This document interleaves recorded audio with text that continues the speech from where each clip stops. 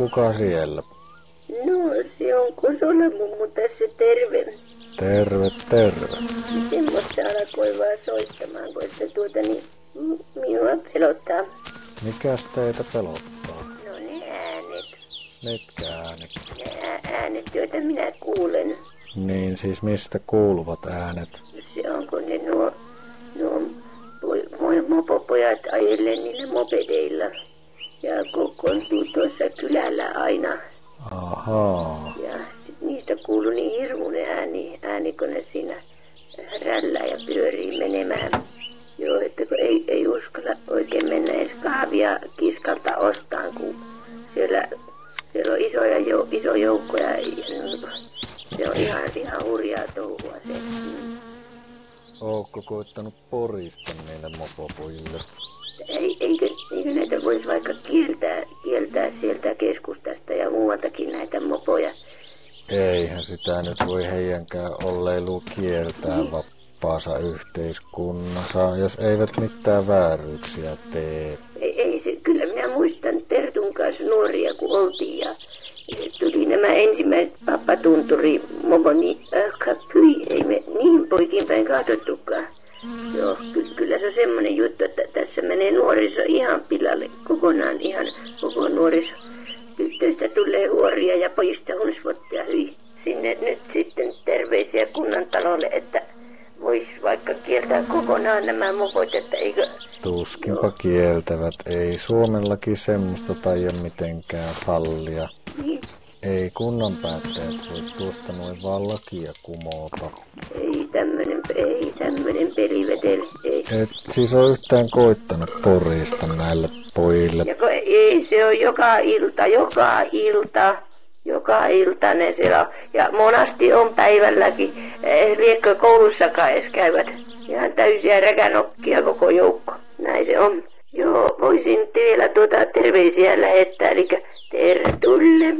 Te voisin lähettää Ailille. Ja sitten vielä Kertulle. Ja myöskin Railille. Ja sitten jos kuulet Isto on kuulolla Istolle. Kyllä sinä varmaan oot myös tähän aikaan nisupöydässä kovasti kahvia juomassa. Ja sitten vielä tietenkin Raimolle.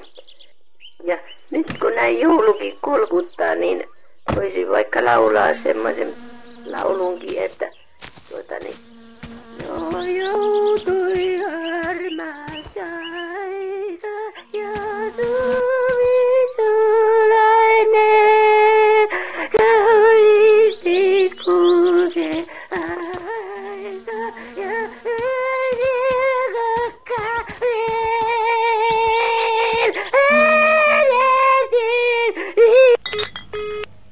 Nyt taisi tulla joku tekninen häiriö. Yhteys yllättäen katkes. Voi harmin paikka. No eiköhän siinä tullut kuitenkin jo kaikki olennainen.